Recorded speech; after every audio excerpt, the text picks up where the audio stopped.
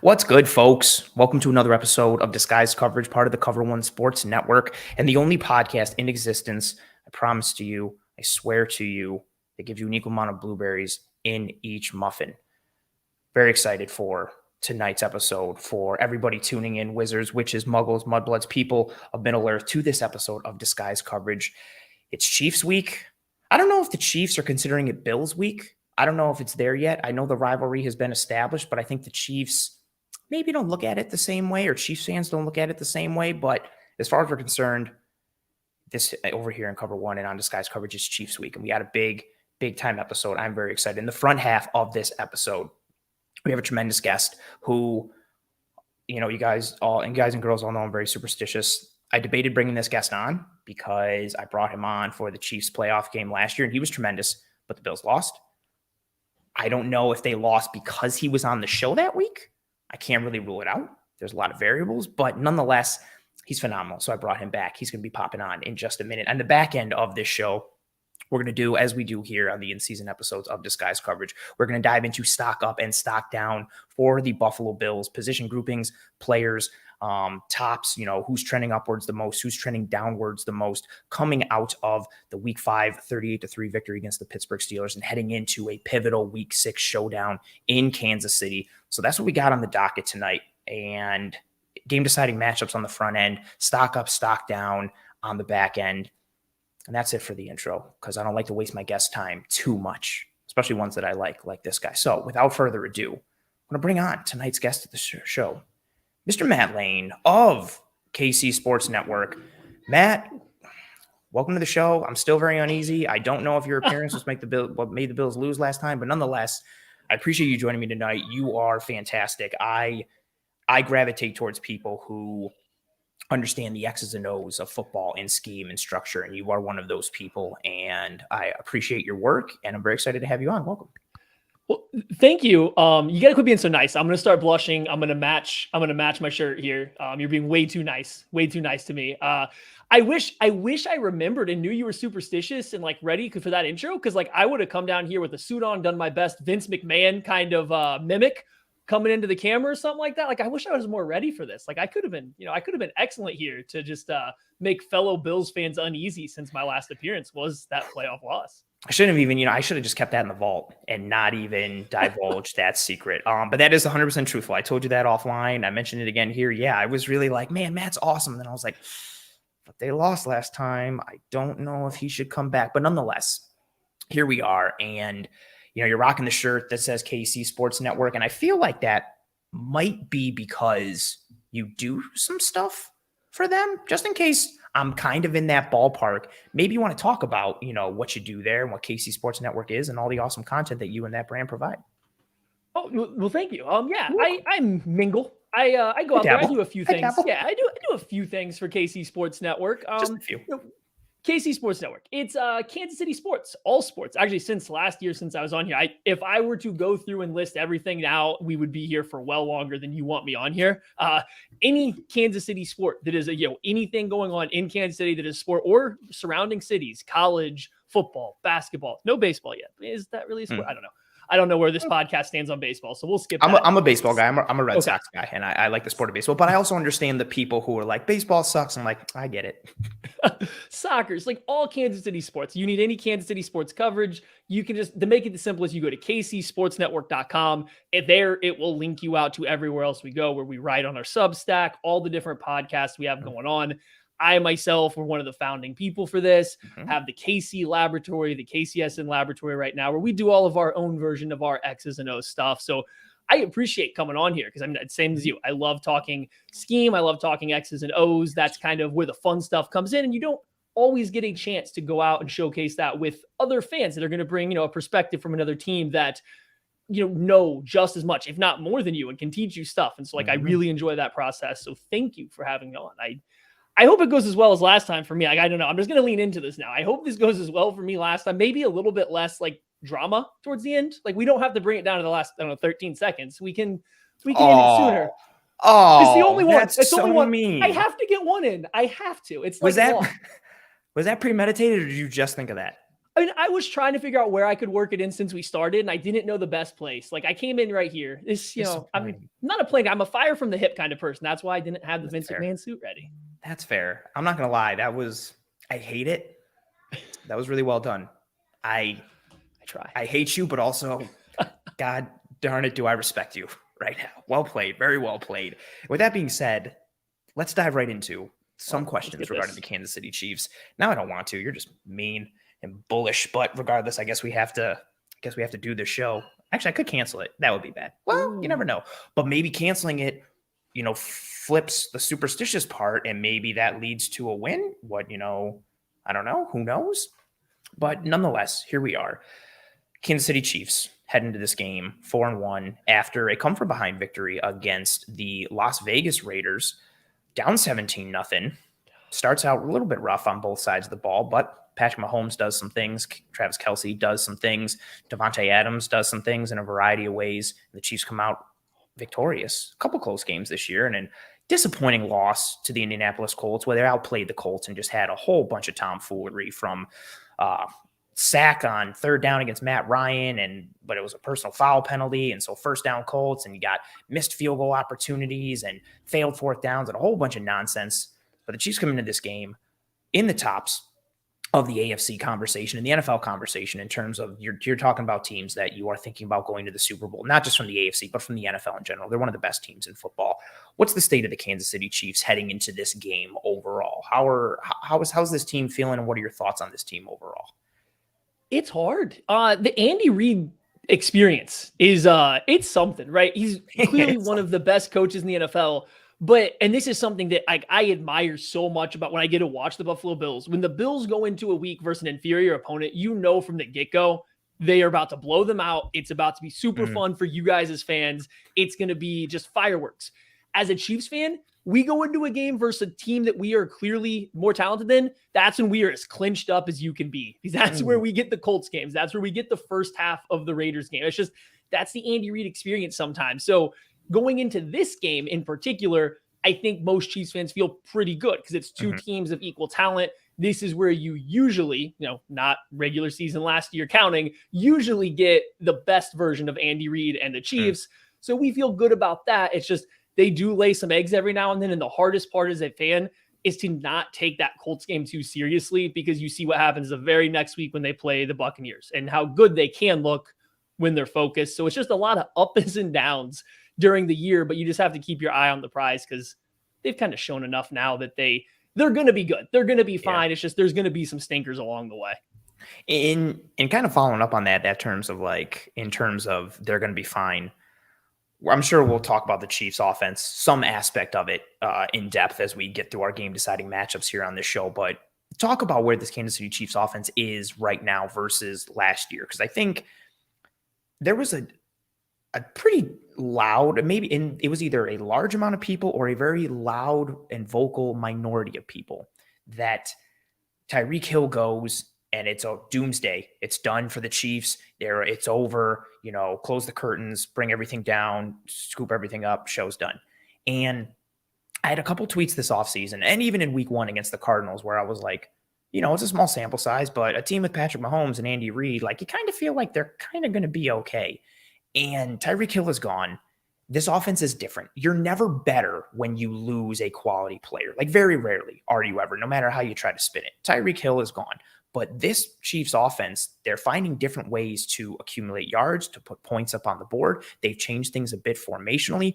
Talk about some of the high-level differences in the Chiefs offense this year versus last year now that Tyreek Hill is gone. So the biggest thing is, you said it right. You lose a player like Tyreek Hill, the offense isn't going to be better. The receiving room isn't going to be better. The passing game isn't necessarily going to be better, especially just in the grand scheme. What the Chiefs have done, though, and I think this was kind of their goal throughout the whole process, was now in any given week or any given play, you don't exactly know what they're trying to do. Yes. It's no longer just Tyreek Hill and Travis Kelce, right? We get 5 games in now. Let's see. I think Juju Smith-Schuster's led the team in receiving twice as a receiver, just out of receivers. Marquez Valdez-Scantling has, Justin Watson has, Mecole Hardman's finished second.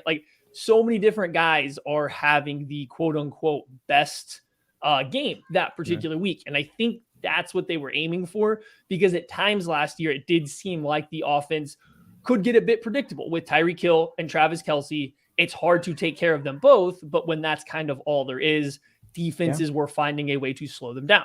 So this year, going into this, the whole idea was, how do we go about fixing that? How do you go about changing that? And if that meant not paying one of the highest amounts of guaranteed cash to a wide receiver, which this team clearly did not want to do, they were going to figure out a way to do it. And I think they've done a pretty good job. And the funny thing is, like, just offensive differences, it's a very similar offense. They just don't throw the Tyreek Hill routes near as frequently, I guess, is the best way to go about it. Mm. But Cole Hardman still runs all those same deep overs. They still run the same general routes. They just don't emphasize them as much. Now, all of a sudden, you're hitting MVS or Juju Smith-Schuster on these short routes over the middle of the field. It seems a little bit more controlled, a little bit less home run on any given play. But I don't necessarily want to say it's conservative either. It's like, it's really hard to put into words, but it's just a matter of they are still doing the same stuff, just maybe the progression doesn't center around 87 and 10, but now it's just kind of open to 87 and then everyone else. I can't tell you how annoying it is for me that Isaiah Pacheco picked number 10, because every time I see him on the field, I'm immediately like, Tyreek, no. And it's infuriating. He's like shorter and still stocky and kind of jacked like Tyreek Hill. It's absolutely infuriating. So as soon as you say 87 and 10, I'm like, Pacheco and his stupid 10.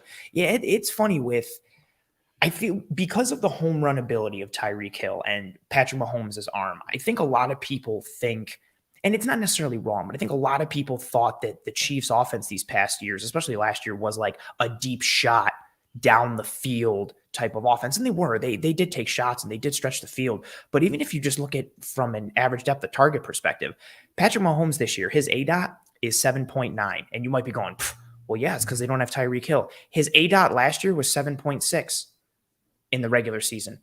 Like, that's what this Chiefs offense is. Would they take shots? Yes. Do they have the ability to be explosive? Yes. But they also had that ability to be explosive underneath. And when you have a quarterback like Patrick Mahomes, no area of the field is off limits. The short, the intermediate, the deep, the middle, outside, left and right, anything and everything. I think a lot of, you have the speed of Hardman and Hill. And I think a lot of people conflated that with this being like, well, all they do is take deep shots. And that's not necessarily what they were. And so they lose Tyreek Hill. And you have a terrific play caller and offensive mind in Andy Reid, who's been around some of the greats in terms of players and coaches. He's still there. You've got the best quarterback in the NFL in Patrick Mahomes. I love Josh Allen, but I still think Mahomes is the best. You just start with those two ingredients, things are kind of going to be okay. And then you sprinkle in the smatterings of offensive line play and Travis Kelce, and you can't replace Tyreek Hill, but you add in different pieces and try and patchwork it together in a variety of ways. And so, I like what you said. The offense is different, but in many ways, it's still the same. And there's a lot of similarities, because what this offense wasn't just this pure vertical shot offense like people thought it was just because of Tyreek Hill's speed. And I think that's a hugely important thing to think about going into this game, because I think people think, well, the Chiefs offense has had to adjust so much this year because they can't go deep. Maybe that's true to a degree without Tyreek Hill, but they're very okay living in that world because that's what they've lived in these last several years. No, absolutely. And the team definitely pushes the ball downfield. They always had pushed the ball downfield, but they don't run your typical deep routes as much as a lot of other vertical pass teams. They don't throw many, fade routes. They don't throw many 9 routes. They even just pure post routes, they're kind of sprinkled in here and there. Their vertical passing game is a lot of hard breaking, deep digs, these over routes, deep comebacks. Like, that's their vertical passing game, is usually something that's still breaking horizontally, just deeper downfield. So yeah, losing Tyreek Hill hurts clearly on those, but it's not like they are a team that was ever throwing go balls. That's one area for a guy as talented as Mahomes is with his arm. His timing on to anybody besides Tyreek Hill has always been just off on any of those kind of routes. And with Tyreek Hill, it's easy because he might be the best guy at tracking a vertical football that the NFL has right now. Unreal. In terms of, he can run under anything because of the speed, but then just moving right to left, maintaining speed, attacking the ball, he can do it all. Outside that, Mahomes really hasn't been good on those kind of shot plays like that. He's much better driving the ball or floating it up and over, but when someone's working across the field, they can still do all that. Yeah, it might take a quarter of a second longer for MVS or Juju to get there than Tyreek Hill, but it's still part of the repertoire now. So it's different. And I think it's relying on Patrick Mahomes to make the right decisions now. Before, it's easy to make the right decision when it's who's doubled, Kelsey, Tyreek Hill. Pick whichever one's not doubled. That's where the ball's going. Like, that's a pretty easy decision to make. It's not that simple, but like generally speaking, especially on third downs, it was kind of that simple for them. It's a good formula. And so, yeah, and it worked. I mean, it clearly worked. So now it's a little bit more on his plate. But I mean, through so far this year, I don't know if I've ever seen him play as in control of just a game, of an offense as I have this year. I mean, like, this is definitely a Tom Brady, Peyton Manning, Drew Brees type of just control of the game, the flow of the game, the state of the game. It's not just raw talent right now. He's controlling every aspect. And that's nice to see when you lose a player like Tyreek Hill, that you're going to shift some of that pressure on some of that required play onto your quarterback. And the guy that's making that much money is able to do it. I love that point with Mahomes, because it's something that Josh Allen has started to do as well. And I feel like that's not talked about for either guy. Like, Allen has a cannon, Mahomes has a cannon. They're both athletic. And I feel like the physical traits get talked about more.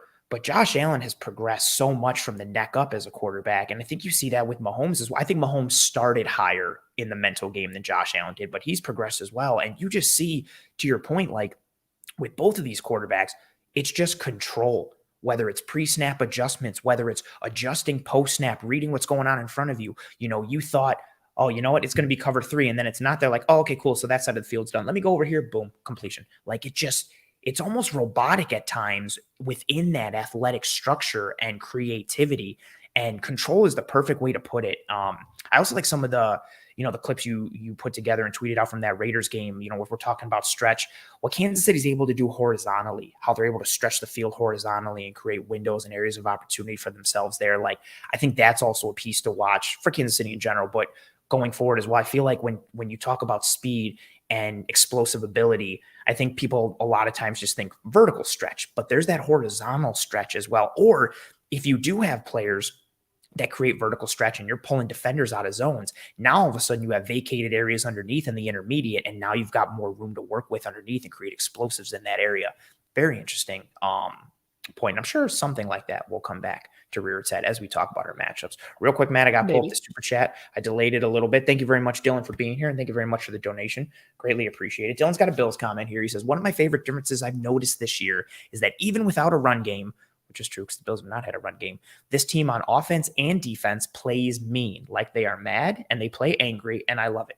I second that notion, Dylan. I like the aspect of this Bills team that has that kind of chippiness and that kind of edge to it. And I don't know if it's because of, Matt's stupid 13-second joke that he mentioned earlier in the show. I don't know if it's because of that or just how they're feeling in general this year, but there seems to be more of a little violence, especially on the defensive side of the ball, a little more, negative intent as they click and close and detonate. And then the offense seems a bit motivated as well. Again, having your heart ripped out and stomped on will do that to you. So maybe it's part of that. Stop laughing, Matt.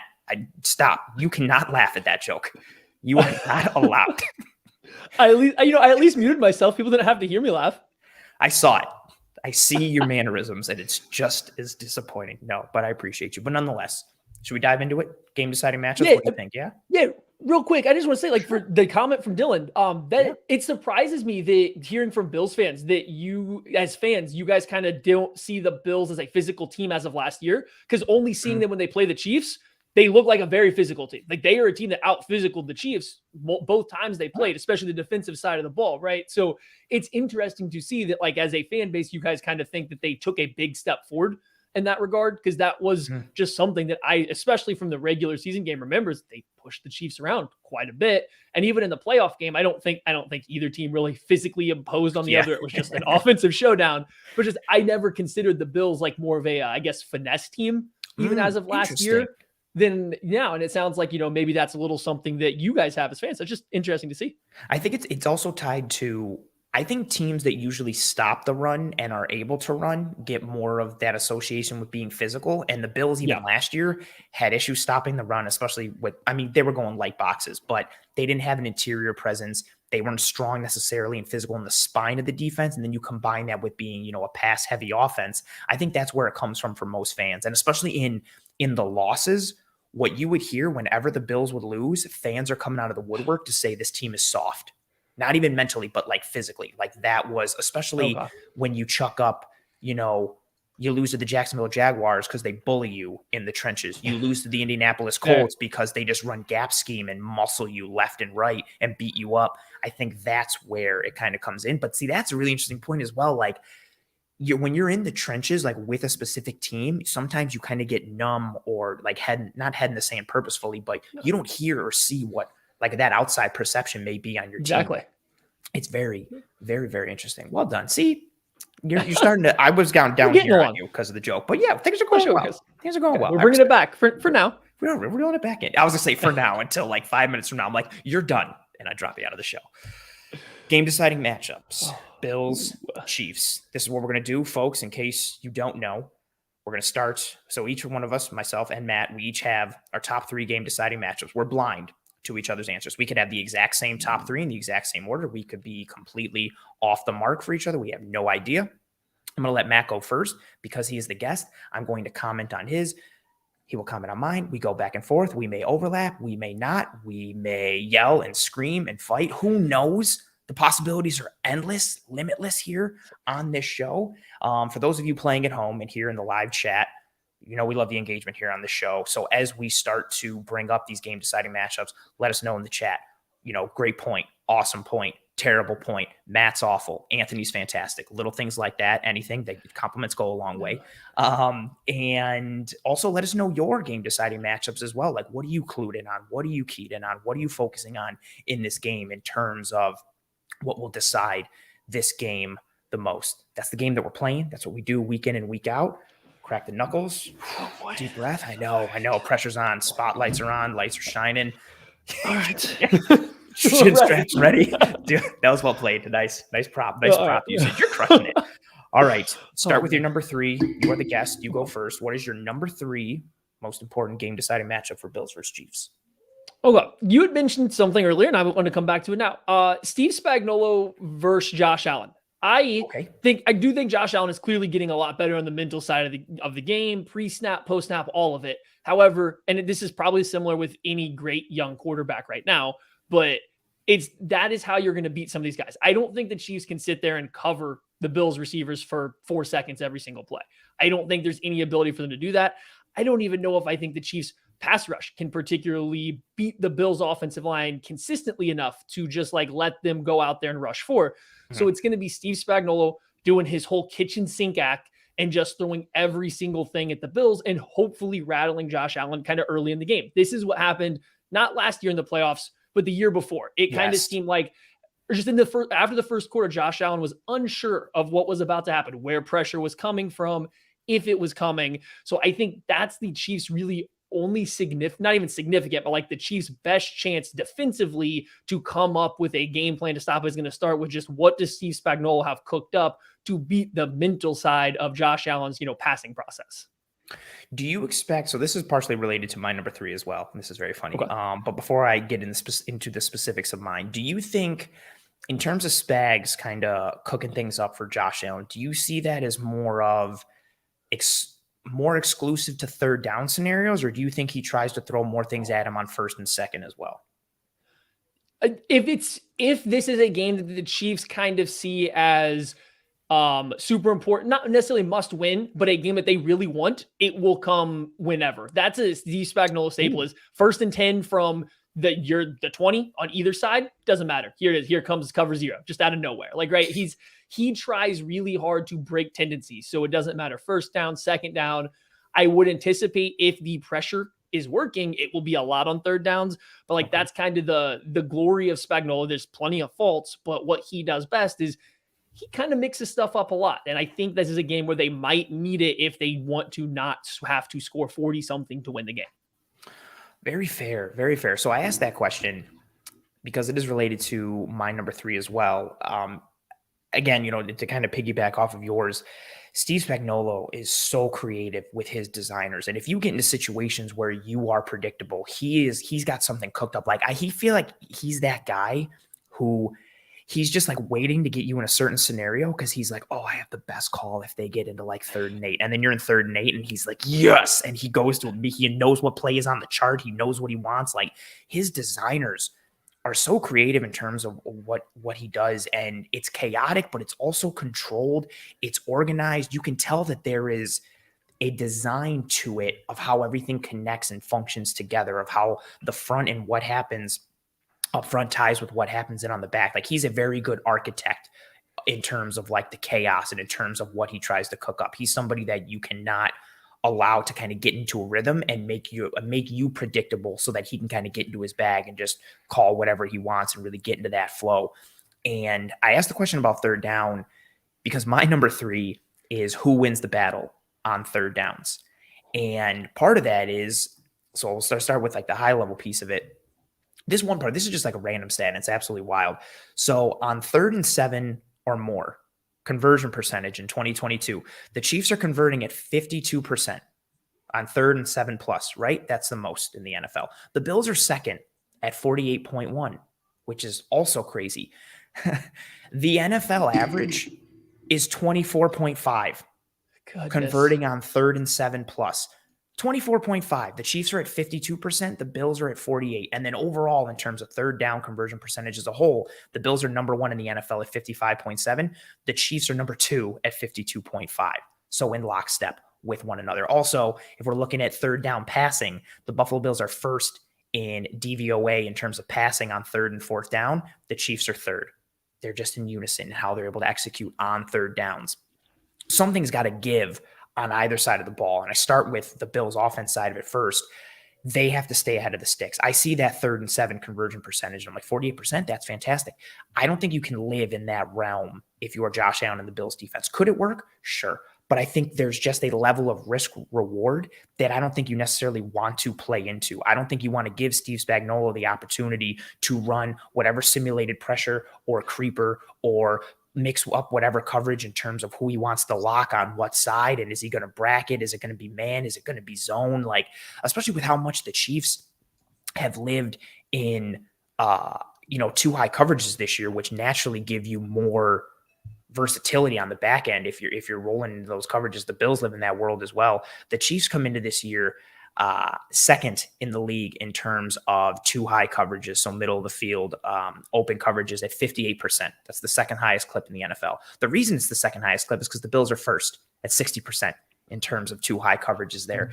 And you mix in what they do pre-snap and just how you're able to have better leverage when you're living in that too high kind of world. It just creates more of an opportunity to spin safeties down and a multitude of coverages on the back end. I do not want, if you're the Bills, you cannot give Steve Spagnuolo any opportunity at all to have any kind of mental advantage to create some kind of game scheme and scheme you up. And again, some more numbers.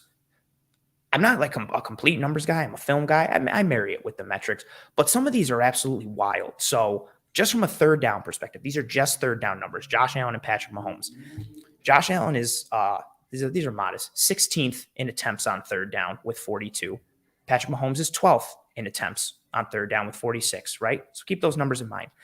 Josh Allen is first in yards, passing yards on third down with 531. Patrick Mahomes is third with 456. Josh Allen has 5 passing touchdowns on third down, second most. Mahomes is 9th with 3. Josh Allen leads all quarterbacks in yards per attempt on third down with 12.6.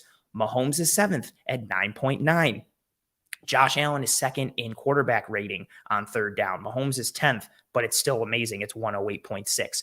Josh Allen is first in total EPA on third down at 31.92. Tua is second. Patrick Mahomes is third. Just so many, like, no matter what metric you look at on third down, they're very similar. Bills offense, Chiefs offense, Josh Allen, Patrick Mahomes, and it speaks to how they are able to continue to win in these scenarios, whether it's third and long, third and short. And again, I think it speaks to the play callers. Andy Reid does a marvelous job. I think Ken Dorsey has looked good early on in his tenure as Bills OC, and then it ties into these quarterbacks. But on the flip side, the Bills defense, if they can rush 4 and play coverage on third down, they have that advantage. Steve Spagnuolo and the Chiefs defense, their designers and their creativity that ties into Spags, I think that chess match is such a very important piece. And even if we just go back to Monday, a little bit of recency bias, the Chiefs are down 17-0. They're 0 for 3 on third down. Then all of a sudden, when they start rolling, they go 5 for 5 on their next third downs. And then in the blink of an eye, they're back up. Like the third down piece in situational football is so important. And I think that's a huge step in terms of who wins this game, that chess match on third down. Absolutely. I think going through all the numbers there just kind of like really drives home what you're saying. I knew It's the unbelievable. Bills were excellent on third down this year, but like even just going through some of those and just hearing like that's absolutely insane. Like that's insane how well they're doing and how many yards they are picking up. Like it's not just converting third down, it's not just being successful. It's picking up significant yards on Yep. every third down, getting big plays, touchdowns, long plays. And that is something that the Chiefs will struggle with because Steve Spagnuolo, whether it's third and long or it could even be third and short, he'll get risky. He'll throw everything at you. He'll play cover 0 on 4th and 1 and give up a one-on-one touchdown to Devontae Adams or a corner Right. that has no ability to cover. I'm like, I couldn't believe, even that. for Spags, I was like, that's wild. Like, but that he lives by the sword, he dies by the sword. It's what he does, right? So he'll give you opportunities to beat him, but he will also send stuff at you. So like, I guess specifically from the Chiefs defensive side, because I think I actually do have a little bit more that will come up and how the Bills defense will match up against the Chiefs, mostly on those third downs. But the Chiefs defense here, who's been playing out of the slot the majority of the time for the Bills as receiver? Has it been Shakur lately? Has it been, do they move Diggs there a lot? Like who's been the primary slot receiver for them? Diggs has been more in the slot as of late, but ideally they're trying to live in the slot with McKenzie. It was McKenzie and Crowder, and then they both got knocked. Then it was Shakir this past game. McKenzie has cleared concussion protocol, so he'll be back for this game. You'll see Diggs kick in from time to time in that slot, but primarily it's going to be that slot receiver role, McKenzie and Shakir trying to fill in for that de facto Beasley spot. Okay. So if I were the Bills, something I would do a lot, especially on third downs, would be play Diggs out of the slot because you want to force the Chiefs to be nervous to blitz L'Jarius Sneed. You don't want to give them a chance to roll over a safety and maybe feel okay with Juan Thornhill or Justin Reed covering I don't want to say bad, but a clearly not Stephon Diggs level receiver in his absence so that they can blitz L'Jarius Sneed. Because right now, I'm not sure there's a better second level or third level player that is blitzing, that is rushing the passer better than L'Jarius Sneed has been early this year. The way he hides it, the way he tucks in behind the defensive line, he's been absolutely outstanding. So if he's in the slot, and I would just keep my eye on it, if it is especially a rookie going out there that maybe isn't picking up on some of the tendencies, maybe isn't, identifying that there might be a blitz coming and doesn't catch the correct, idea of a hot route, that maybe can't point out that, hey, he's leaning a little bit or he's lined up with inside leverage when he probably should be playing with outside leverage right now. Just having a rookie there in that role, I think you could see Sneed kind of try to tee off a little bit. This is what happened a lot against the Buccaneers. And anytime that Sneed wasn't over Godwin, he was moving around. He was doing stuff. Yeah. So that's just one spot that I have my eyes on. And if you get those third and longs and he's not matched up with, Diggs, because Sneed's still their best coverage player as well. Yeah. He's not matched up with Diggs. They might feel more comfortable just kind of letting him pin his ears back. And my other follow-up question, and I don't know if you have this coming up later too, protection issues. How's the Bills' offensive line just been about sorting out protection, stunts, blitzes, stuff like that? Because the Chiefs have had some games, the Colts game comes to mind, even the Chargers game in the second half. If they see an issue with picking up blitzes or stunts, they will sit there and they will run that into the ground and to make sure it works. So if there's any weakness there, again, third and longs, that's where I would really expect Steve Spagnuolo to attack something like that if it has been there. I don't know if it has for you guys, though. I would say the Bills are sufficient in picking it up. I don't think it's a strength. I don't think it's a vulnerability or they're deficient in that way. I will say from time to time, just, if you're focusing on that right side, Spencer Brown is still inexperienced. And there's from time to time, whether it's just, one-on-one matchups, but those games and stunts, sometimes, he will drop a look and just kind of not execute in terms of who's passing off and who's picking up. And then if you're going on the left side, Roger Saffold, I think he's been better than people think, but pass protection is not his strength at this point, especially from a movement standpoint. So if you're really, I think of what Kansas City could potentially be able to do, and I'm immediately just thinking, of like a tech stunt, and that tackle is just driving into Saffold's left shoulder, and then like someone like Frank Clark is the looper coming around. I don't know if I have faith in Saffold to kind of read that. I have faith in him to read it. I don't know if I have faith in his physical ability to then shuffle and meet somebody who has speed like that coming off the edge. Or even like someone like who's just an absolute bull in speed to power, like George Karlaftis. Like, I think that type of physicality from a game perspective could cause some problems for the Bills. But largely on the year, their pass protection, again, I don't think it's amazing. I think it's been fine, especially in comparison to what their run blocking has been. And also to follow up on your Diggs question, because I knew he was in the slot more this year, but it's even larger than I thought. So in 2021, granted, we're only 5 games in, smaller sample size, but in 2021, Stephon Diggs was in the slot 21% of the time. So far this year, he's been in the slot 35.2% of the time. So about a 14 percentage point jump. Also, take into account Gabe Davis missed time, Crowder got hurt, McKenzie missed time. You have that weird game in Miami where everybody got heat sick and fell apart, and then Baltimore and the weather and a whole bunch of oddities. But you will see him in the slot from time to time. One last third down piece I wanted to mention too. It's hard to mention anything with the Chiefs offense and not mention Travis Kelce in some way. 15 targets on third down, which is the 5th most, not for tight ends, for the entire NFL. 15 targets on third down. And for a Bills defense this year that has covered tight ends reasonably well.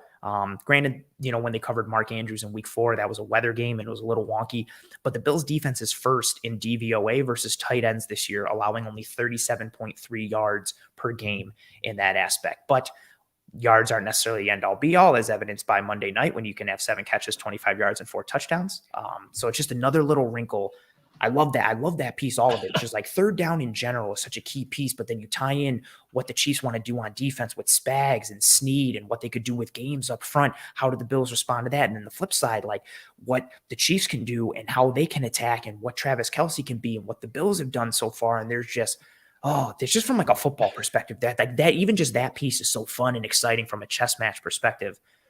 Oh boy, I think that was a good opening matchup piece. Oh, I got one more even little nugget on your Travis Kelce third down piece too. 15 targets, 10 of those have gone for first downs. 10 of the 15. I believe that leads the NFL. You can't hold my feet to the fire on that one, but I believe that leads the NFL for first down catches on third down as well. So yeah, 10 out of 15 targets on third down have gone for first down. So that will be a fun matchup there, because I know it was a thing for Chiefs fans when Matt Milano missed the game 2 years ago. Then he was coming back for the playoffs game. It was talked about as he was going to stop Travis Kelce, and it was almost as if Kelce took it a little bit personally. Yeah. And Chiefs fans, because this is what we do, definitely took it personally. So like I know the Bills have been very good against tight ends. They were last year in the regular season versus the Chiefs as well. But yeah, that is a matchup to watch for sure. I hate the argument there are so many people who the Bills linebackers are a very polarizing group amongst Bills fans. Tremaine Edmonds, especially this past offseason, people either think he's still has the potential to reach the ceiling. Other people think he's the biggest bust of all time and they hate him. And then there's some people that, kind of shift some of that focus to Matt Milano. And the biggest thing for Bills fans with Matt Milano is, well, he can't cover Travis Kelce, so he sucks. And my thing with that is like, can anyone cover Travis Kelce? Who is out there shutting down Travis Kelce? Who? And then the example that they gave, well, the Bucs did it in the Super Bowl. And I'm like, oh, you mean the Super Bowl where the Chiefs were playing their like 9th string offensive line and Mahomes couldn't do anything? That game? Oh, because that's not filled with variables at all. There's just so many connector pieces. And again, I like that little nugget with Chiefs fans, hearing that about Milano, because from the opposite side, it was Bills fans being like, well, Milano can't cover Kelce, so what are we going to do? Like, it's the Eric Berry can't cover prime Antonio Gates and Rob Gronkowski, so therefore he's a terrible safety thing all over again. That's Chiefs fans dealt with that too. And it's like, okay, like we said, okay, we got to move on. We're going to be here way too long. We are. That's fair. Let's move on. I will say I love Eric Berry. Let's move on to number 2. So number 3, I thought we started out with a bang. Some good points. Some good finishes. That's number 1. Yes, I'm afraid where you're going to go from here now. Okay. It's only going to get better or worse potentially. But let's move to number 2. What do you got? The Chiefs offense has seen the highest percentage of man coverage against them this year. I believe it is over 50%, which puts them at number 1 in the NFL. Nice. Is Buffalo going to do that? Is Buffalo going to play that much man coverage against a team that doesn't have wide receivers that strike fear in most defenses in terms of beating man coverage? The concept is, I think you saw the Raiders do it as well. Double team Kelce. Even if that means putting a defensive end out there to try to jam him and then cover him with a defensive back, double him. You're not afraid of anyone else to beat that man coverage. The Chiefs have found a way to make it work, as they've clearly been successful against it, but teams are trying it relentlessly this year. Whereas last year, I believe the Chiefs with Tyreek Hill were in the bottom 5 in terms of seeing man coverage. Now they are the number 1 team in terms of seeing man coverage. How do the Bills approach that? Are they going to stick to their zone, which is arguably the best zone defense in the NFL? The way they pass stuff off, the way they read routes and combinations is elite. Patrick Mahomes has also not had a ton of trouble dicing it up at times. So will they play more man coverage this year? Won't they? I am interested to see that kind of schematic breakdown as it goes in. It's this is what the Bills do really well. This is what the teams think that you do against the Chiefs. And do you meet in the middle? Like, how's that going to play out? I love that point. And it, again, tying it into what the Bills have done this year. So on the year, the Bills have been 70% zone coverage, which is the second most in the entire NFL. And they've been 20% man coverage, which is 27th. So low on that end. And this has been a huge contention piece for myself the past couple of off seasons in upgrading the corner 2 position, having somebody who is more scheme versatile that allows you to play more man, whether it's just straight up man coverage or we're talking like man match in terms of a zone look, something like that. And of course, now you don't have Tre'Davious White. So you're looking at your corners and it's going to be Kyer Elam and it's going to be Dane Jackson. Very outside chance that Christian Benford plays this week, but his hand was heavily wrapped again at practice. I don't necessarily see him playing. What do you get from that man coverage piece? I think that's an excellent question, especially when, we know the Chiefs like to line up Travis Kelce as that X. If they get into these 3-by-1 looks and Travis Kelce's on the X or at the X, we know the Bills will often lock that side. So they'll just go with straight meg coverage and it's one-on-one everywhere you go. What do the Bills try to game that up? Are they more comfortable with either Dane or Kyer Elam in one-on-one scenarios versus Kelce? Are they comfortable with neither? And then to your point, how much man do they go with overall? Like, do they feel confident? Like, to your point, you don't want to go man coverage against a team that has Tyreek Hill and Travis Kelce, and then the supporting pieces of Mecole Hardman who can just burn you in an instant. But now that Tyreek isn't there, I love that point you made. Like, you've seen a clear flip of the switch for defenses and playing a little more man.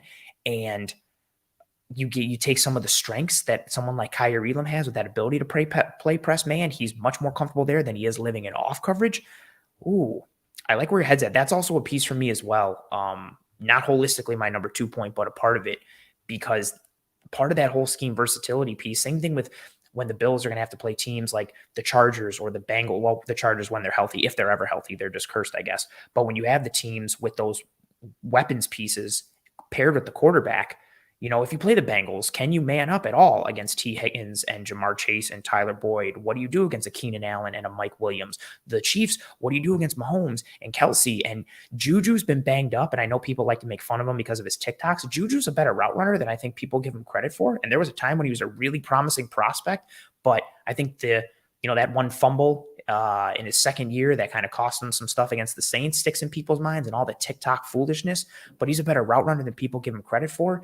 I'm interested to see what the Bills do in that perspective, because teams have done it so far. I don't know necessarily how much it's worked considering how well the Chiefs have done offensively up to this point. But yeah, you pair that with what the Bills have done zone. Ooh, good point. Yeah, and it's more or less come down to this. If you can get a 4-man pass rush and play man behind it, the Chiefs have struggled. We have seen that. Not that the Chargers only played man, but they played a lot of man there in the first half of that game. They were getting a lot of pressure. Even the Raiders, a lot, not just man, but still a lot of it. They're getting pressure in the first half.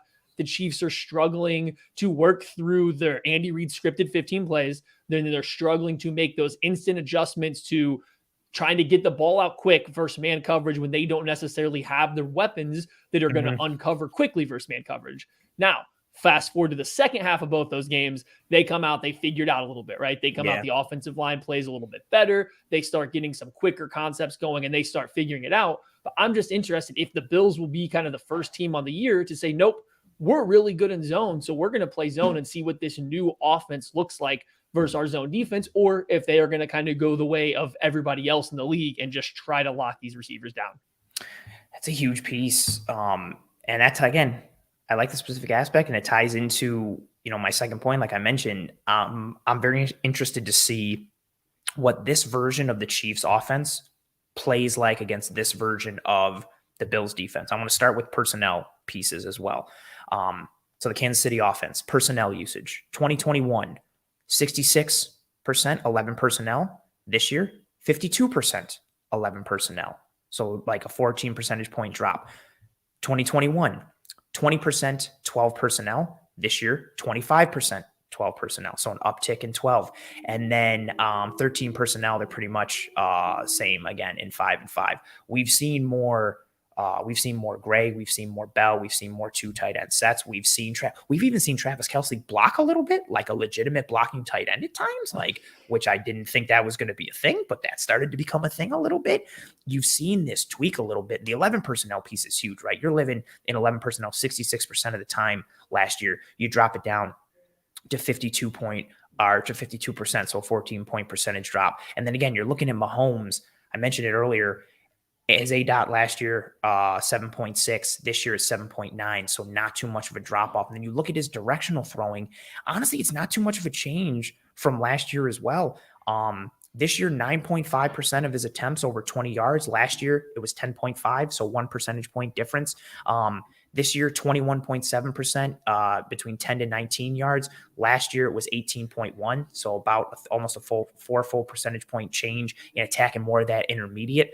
5 percentage points higher this year, attacking 0 to 9 yards, and then less behind the line of scrimmage throws this year at about 16% versus 21% last year. So you've seen some changes in terms of what they're using personnel-wise and where they're attacking, which again, I think makes sense given the loss of Tyreek Hill and how they are tweaking and adjusting and evolving. But nonetheless, they're still moving the ball well. This is still a good offense. This is an offense that ranks 4th in passing DVOA, 19th in rush DVOA. They're still moving the ball well throughout the air, and they've got different personnel packages now. They've got different players within those personnel packages. And then you factor in what the Bills have done. Again, like I mentioned, 70% zone on the year. And if you're looking at their most used coverage snaps, they have the 3rd most cover 2 snaps at 37 snaps, 4th most cover 4 snaps at 42. Again, that makes sense if they're living in this too high world post snap, with 60% of their post-snap snaps being in 2 high looks, which is the most in the league. It makes sense that they're rocking a lot of cover 2 and a cover 4, which they do. Granted, I don't know how people's sites necessarily score like cover 4, because they'll run cover 4 and not necessarily like zone cover 4. It'll be like quarters, but they'll play match, and they do a lot of pattern matching out of that in addition to just like your regular spot drop.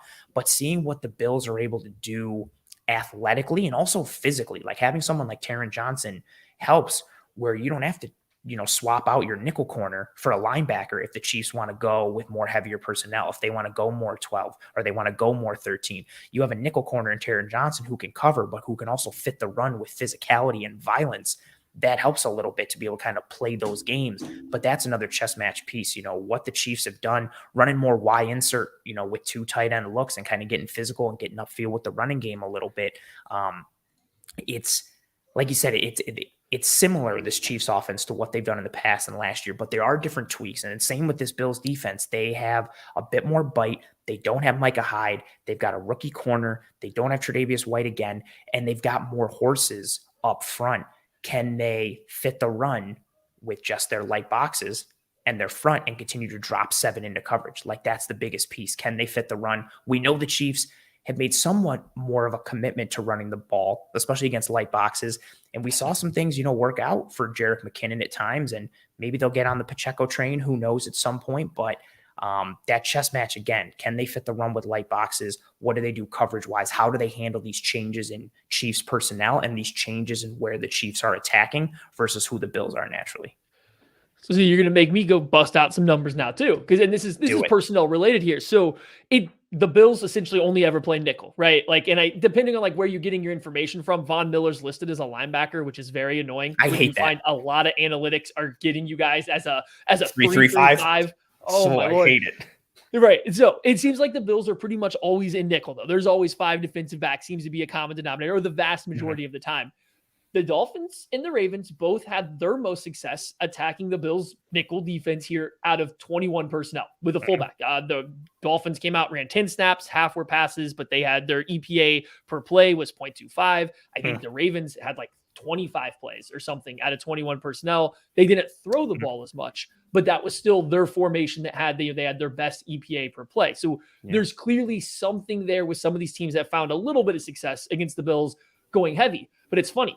It's specifically 21 personnel, not 12, not 13. It's not multiple tight ends. It's something with the fullback. And maybe this is a Interesting. tiny sample size, right? Like we're talking 2 games here versus the Ravens, like barely count. That's Lamar Jackson putting in one of the best fullbacks in the NFL in there. Like, what does that mean? But the Chiefs don't really do a lot of 12. When they do 12, it is pretty much, 21. It's really just a run. They are pretty much running out of it. Mike Burton, fun fullback, awesome on 4th and short, awesome on 3rd and short, pretty good blocker, but it's not where the Chiefs like to live. When they go heavy, it is multiple tight ends, and the Bills look like, analytically speaking, they've been pretty good against multiple tight ends. So I'm interested to see how this happens. Is this a situation kind of like the Chiefs ran into with the Raiders? Are teams just, running some gap stuff at the Bills nickel defense and finding success? Because we just saw the Chiefs do that to the Buccaneers. Is that a way that they go with that?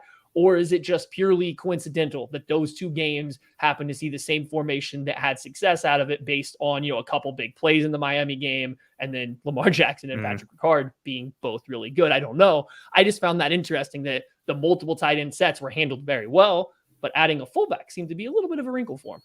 And that's a huge piece. Like anything that allows the Chiefs to gain any type of consistency on the ground against the Buffalo Bills defense changes the nature of how you have to play the Kansas City Chiefs. Your first priority is stopping Patrick Mahomes and Travis Kelce in this passing attack. If you also have to worry about the run game and you have to commit more numbers to the box, whether it's, bringing the safety down pre-snap or it's going more literally like heavier personnel and bringing in another linebacker. Like if you have to alter who you are and alter that first priority in terms of resource allocation, it just becomes so tough to stop this Chiefs offense. And we saw when they started to get rolling, again against the Raiders, Jerick McKinnon busts off that run and they start to get these chunks on the ground.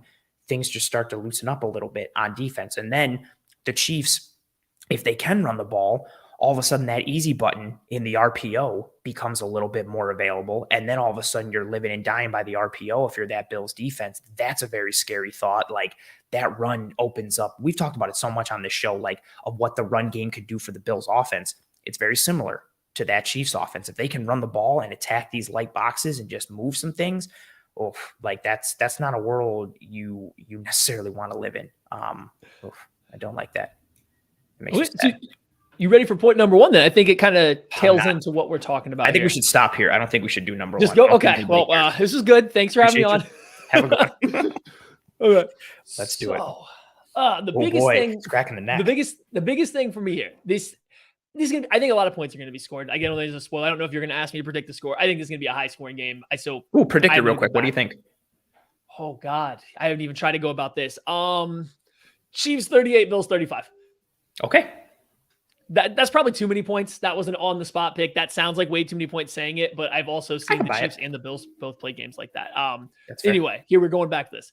The Chiefs' offensive line versus the Bills' defensive line. Okay. I mean, I don't like to boil games down usually to something so basic, but I mean, this is it, right? When the Chiefs' offense has struggled, their offensive line has struggled. When the Chiefs offense has looked like it's still one of, if not the best offense in the league, their offensive line has been dominant. I immediately think back to this Buccaneers game. And I'm glad we were just talking about running the ball because that's like a subcategory of this. If the Chiefs offensive line's feeling themselves, if they can be that aggressor, if they can be that bully of these 2 units, it's really, really hard to stop this team. If the Chiefs are getting into their gap scheme stuff, if they're starting to run, their single back power, if they're starting to bring, their counter game to this and they're finding success with it, they become so difficult to stop because of what we've already talked about. You can't play big against them or Travis Kelce or Juju Smith-Schuster or somebody's going to eat up a linebacker. You can't just sit there and play a nickel because Orlando Brown Jr. is 360 pounds of man. Trey Smith might as well be and probably is even stronger. Joe Thuney moves as good as any interior offensive lineman and stayed with Creed Humphrey. Like they have guys that can get to all of these smaller players and actually connect to them. And then you can turn out big runs. The problem is the Chiefs don't always get that consistent play out of their offensive line. So far this year, the Bills' defensive line has been outstanding. Like they have been awesome on inside, outside. The rotation is deep, and the backups are playing almost as good as the starters. There's not really been a weakness there, but I think most people would have said the same thing about the Bucs going into that Chiefs-Bucs game, especially after watching what the Colts did to the Chiefs' offensive line. So it's just one of those things. Whether it's pass protection, whether it's run blocking, if the Chiefs offensive line just simply doesn't get beat like a drum, I feel good about their offensive outlook. If they are getting beat like a drum, if the Chiefs are having to go back to the drawing board and say, okay, what do we need to do differently? Then I get a little nervous because I do think the Bills can put up enough points and it's going to be hard to play catch up in this game if you fall behind. It's like, that's where I'm going to be early and often. It's just, what does this offensive line look?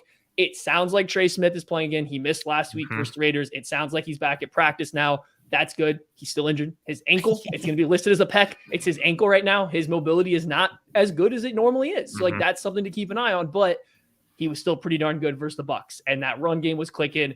The Bucs weren't getting any pressure when they did. It was one guy, not four guys. So one guy getting pressure on Mahomes doesn't usually matter that much. Yeah. He's pretty okay with making that work. So that's the big matchup. Like, we can talk about Allen and Mahomes and weapons and all this stuff, and they clearly matter and are the best players. But like, one way to just make simply in this game, I think, is the Chiefs offensive line dominating or the Bills offensive line, defensive line dominating. I think that kind of ends the game either way.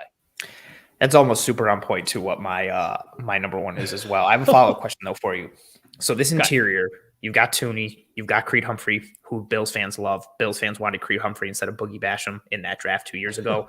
Trey Smith, huge value pick, taken in the sixth round, fifth round, fifth or sixth, fifth or sixth. Yeah. Somebody who I liked coming out of Tennessee. I was like, I had like a fourth round grade on him. They get him late. He starts, he does well. We've talked about that interior, and you've alluded to it. They played well. Let's talk about the tackles. Wiley and Orlando Let's Brown. not. We don't have to. That's exactly why I want to talk about it. Inconsistency at the tackle spots for this team. How are you feeling in terms of like the stability at tackle? Because I know coming into the year it was like, okay, Wiley was probably the biggest question mark, but Orlando Brown has had some peaks and valleys this year that are definitely not what you want to see, especially if you're him and you're trying to just secure a long-term contract. How do you feel about the bookends on this offensive line? When you're coming into the year, Orlando Brown Jr. struggled to start last year, but by playoff time down the stretch, he figured it out. He was fine to actually pretty darn good in the playoffs for the Chiefs last year. Like, he was not a concern for them. Yeah, certain guys are always going to give him issues just because of his body type, but all in all, he was pretty darn good. You come into this year thinking, oh, wow, another year in the system, another year playing left tackle, plus the rest of these young interior offensive line guys, they're going to be better. Yeah, Andrew Wiley's a question mark, but if he's clearly your fifth offensive lineman, clearly your worst one is an Andrew Wiley who's finally going to get an offseason to play offensive tackle and not guard and then kick out, you're feeling pretty good. Yeah. Year starts, Orlando Brown Jr. looks bad. He looks worse than he at any point in time last year. And I know there's some rumors about he's playing hurt, but there's just too often he can't get out of his stance to catch up to a speed rusher. I've said this before. Von Miller is the absolute worst nightmare matchup that he can possibly have. Von Miller, he's still got the elite first step, his flexibility to just drop that front shoulder. There's going to be plays where Orlando Brown Jr. won't touch him. He simply won't touch him. And yeah, maybe Von Miller will rush deep past 10 yards. But here's the thing. If you go 10 yards deep and you're untouched, it's pretty easy to turn up into the back of the pocket. And that has happened numerous times this year, especially from Yannick Ngakoue, specifically versus Orlando Brown Jr. So like, it's there. And Andrew Wiley's going to fight. He's going to scrap. There's going to be not necessarily highs, but there's going to be lows, but there will mostly, you'll live with it because you know what he is. It's just when you have a problem on both sides, it's an issue. But I will tip the cap to Orlando Brown Jr. He was getting beat like a drum by Chandler Jones in the first half. You didn't really hear his name much in the second half versus the Raiders. He came back out and he held his own. It doesn't always look great. It doesn't always look pretty, but he came back out. He kind of fixed supposedly whatever some of the issues were in that game. I can't pinpoint it. He just looks slow out of his stance sometimes. I think that's the biggest one. And if you got a speed rusher with a good get off, he's beat before. I think the first sack for Chandler Jones, or the first really good pressure, it's just a strong get off, and he gives that little hop step with the hand swipe, but he almost didn't even need to because he was like past Orlando Brown's midline of his body. He almost could have just kept turning the arc because he beat him so bad off the snap. Yeah, and that's the thing with Brown last year. If a guy did that to him, he was able to still get hands on them as they were getting up the arc, and you're pushing them. Now you're taking a deep rush even deeper, but you're adjusting their balance. You're adjusting their center of gravity to not get pushed over by your 250, 60-pound self. This year, he's just not even able to get hands on them. And yes, some of it's good rushers with, a dip of the shoulder. Sometimes it's the hands. Like sometimes he is getting got by technique, but he just looks like he can't get there right now. The Chiefs, one saving grace in this. Jerick McKinnon is a menace coming out of the backfield and pass protection. You get to the third and fourth quarter, you will see defensive ends actively go out of their way to take an inside rush when they have no business doing so to avoid their ribs getting hit by him again. Like Didn't he he is crush causing problems. Diablo Monday night? Like he hit him He right in the gut flipped and flipped him, I him. think. I Yeah. think he took Perryman head on one time too and just stonewalled him. But like even more than just picking up guys, it's the chips out of the backfield. There was a Good play call, where yeah. Crosby easily had Wiley's outside shoulder. He sees McKinnon coming and he tries an inside spin to a guy that's already on his inside hip and like got nowhere. But like he just didn't want anything to do with it. No parts. He's hitting guys. Yeah, he's hitting guys. And this is happening numerous times. Like maybe not early in the game, but third, fourth quarter, McKinnon coming out of the backfield on some of these chips, it's caught some defensive ends attention. Mm. That's about the only way they're surviving some of these outside pass rushers, really. Very well said. That was a definite question that I had. You alluded to it. And I was like, I'll ask it now because I've watched 2 full Chiefs games from the all 22 perspective, and that's something like I would anytime I notice like pressure coming through, and then also coupled with watching the Monday night game super intently, like I was noticing just you see that outside pressure, but then I'm thinking like, okay, well, how much of is it? I mean, Crosby is phenomenal. I think people really don't get how sick Max Crosby is, out there in Vegas, and Chandler Jones is no slouch. And so I'm like, okay, is it just, sometimes you got to tip your cap or dudes beating you, but you've seen it because the Colts game is a really good example too. Like, yeah, what Ngakoue was doing, what was happening when they were running games and just not even necessarily games, just like, I'm going to come off the edge with burst and attack and hit that arc. And it's just like, what is going on the outside, especially when you juxtapose it with how strong they are on the interior when healthy. But as I mentioned, that's tied to, so the offensive line, defensive line matchup is tied to my number 1 as well. Here we go. My number 1. Can the Buffalo Bills get to Patrick Mahomes? Can they get home? Can they bring him down? I'm also going to tie in, I'll mention quickly, the run piece like I mentioned. The Bills front this year, you alluded to it as well. They've been banged up. They're calling up guys from the practice squad. They're using like 5th string, 6th string, 7th string guys, and they're playing well. Like they're handling double teams. They're strong at the point of attack. They've also started playing a little more gap and a half this year, which is music to my ears in terms of how to stop the run with a light box. Daquan Jones, in my estimation, has been a top 3 player for this Bills defense. He's been a monster. He's giving you some pass rush productivity, but he's just holding it down in the run in a variety of ways. And everything, again, for this Bills defense, they want to just drop 7. That's what they want to do. They want to fit the run with light boxes, and they want to drop 7 into coverage.